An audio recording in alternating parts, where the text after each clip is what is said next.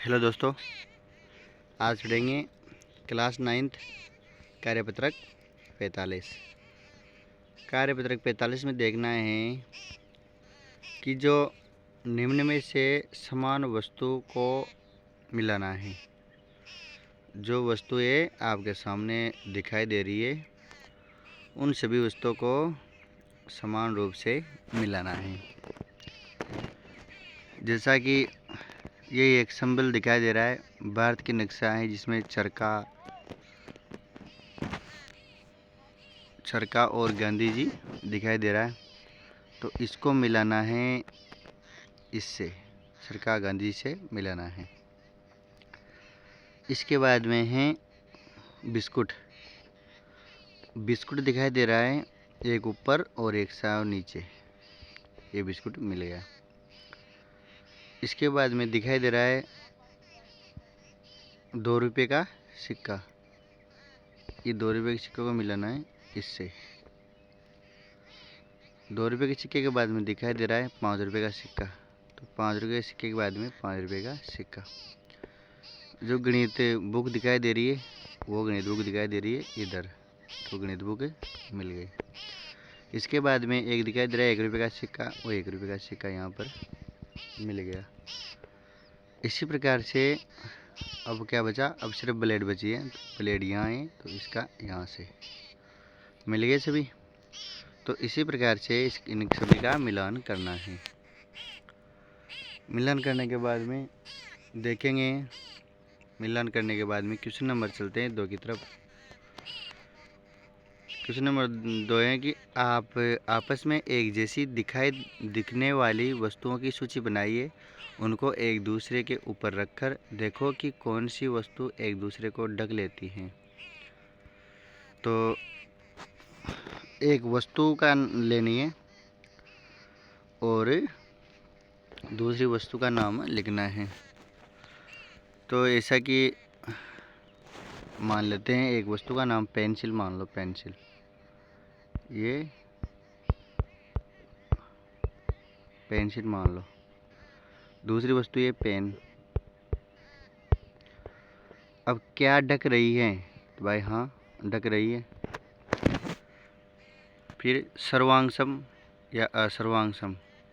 तो सर्वांगसम उसे कहते हैं जो ढकी हुई हो पूरी तरह से, सर्वांगसम।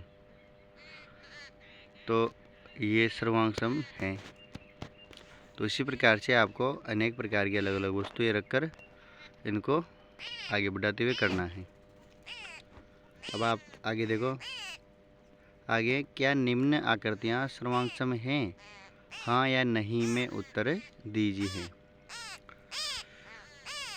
अब इसमें देखेंगे, तो अब आगे चलना है कि क्या निम्नलिखित आकृतियां सर्वांगसम हैं, हाँ या नहीं में उत्तर देना है। तो जैसा कि दे रखा है कि सर्वांगसम साधारण भाषा में बात करें तो उसे कहा जाता है कि जैसे कि एक आकृति दूसरी आकृति को पूरी तरह से ढक लेती है तो वह सर्वांगसम कहलाता है। मैंने आपको पिछले वाले क्वेश्चन में भी बताया था। तो इसमें है जैसा कि 2 सेंटीमीटर और यहाँ पर है 4 सेंटीमीटर। तो सर्वांगसम है या नहीं, तो यहाँ लिखेंगे नहीं। यहाँ पे लिखना क्या है, नहीं। नहीं, क्योंकि एक तो 2 सेंटीमीटर की रेखा है और एक 4 सेंटीमीटर की, ये नहीं दिख पाएगी। फिर दूसरा है 1 सेंटीमीटर वर्त और त्रिज्या वाला वर्त और 2 सेंटीमीटर त्रिज्या वाला वर्त, तो ये भी नहीं। पहला वाला दूसरे को पूरी तरह से नहीं ढक सकता। अब तीसरा है हाँ, क्योंकि इसमें सभी 3 सेंटीमीटर की भुजाएं हैं। चौथा है नहीं। तो अब आगे देखेंगे, 5वां देखते हैं। 5वां है 2 सेंटीमीटर वाला वर्ग और 2 सेंटीमीटर वाला वर्ग, तो सर्वांगसम है, तो हाँ। फिर 1 सेंटीमीटर 3 सेंटीमीटर, ये भी नहीं है क्योंकि इसमें भी अलग अलग है। फिर ये 60 डिग्री 60 डिग्री 60 डिग्री, सभी 60 डिग्री के, और इसमें भी सभी 60 डिग्री की हैं। तो ये सर्वांग हैं। हाँ, इसके बाद में 1 सेंटीमीटर 3 सेंटीमीटर, तो ये भी 1 सेंटीमीटर 3 सेंटीमीटर, 1 सेंटीमीटर और 3 सेंटीमीटर, तो ये भी सर्वांग सम हैं। तो हाँ करना है। इसके बाद में 2 सेंटीमीटर और 2 सेंटीमीटर वाला वर्त, तो भी सर्वांग सम है। तो हाँ, इसी प्रकार से एक है 4 सेंटीमीटर, 4 सेंटीमीटर तो हैं, 4 सेंटीमीटर लंबाई और 2 सेंटीमीटर चौड़ाई, तो ये भी सर्वांग सम हैं। तो हाँ, तो अब इसके बाद में क्वेश्चन नंबर 5 की तरफ चलते हैं। क्वेश्चन नंबर 5 में दिया है कि एक आकार व माप की वस्तुएं जो एक दूसरे को पूर्णतया ढक लेती है तो उसे क्या कहा जाता है? सर्वांग सम। अब आगे चलते हुए देखते हैं कि नीचे 2 सर्वांग सम त्रिभुज हैं, मतलब जिनकी भुजाएं कोण सभी बराबर हैं। तो दोनों त्रिभुजों के आधार पर निम्न प्रश्नों के उत्तर देने हैं। तो दोनों त्रिभुजों के आधार पर जो नीचे प्रश्न दिए हुए हैं उन सभी के उत्तर देने हैं, सभी के उत्तर देते हुए चलने हैं। तो देखना है, जैसा कि फर्स्ट क्वेश्चन है, भुजा ए बी की संगत भुजा डी और ई, संगत भुजा है डी और ई। भुजा बी सी की संगत भुजा बी सी की संगत भुजा ई एफ।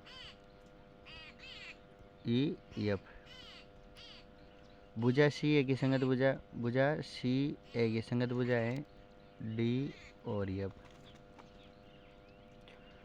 कोण ए बी सी का संगत कोण डी ई एफ हैं।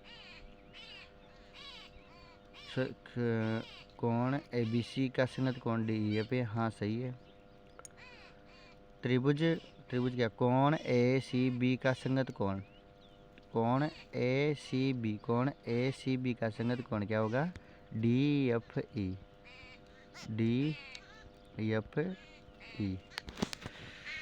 तो इसके बाद में आगे देखते हुए चलते हैं क्वेश्चन नंबर 6। कोण बी ए सी का संगत कौन है? कोण बी ए सी, कोण बी ए सी। तो इधर चलेंगे कोण ई डी एफ, कोण ई डी एफ,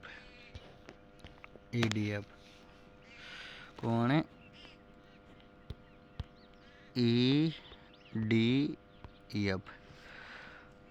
अब त्रिभुज ए बी सी सर्वांग सम त्रिभुज डी ई एफ, त्रिभुज ए बी सी सर्वांग सम त्रिभुज डी ई एफ होगा।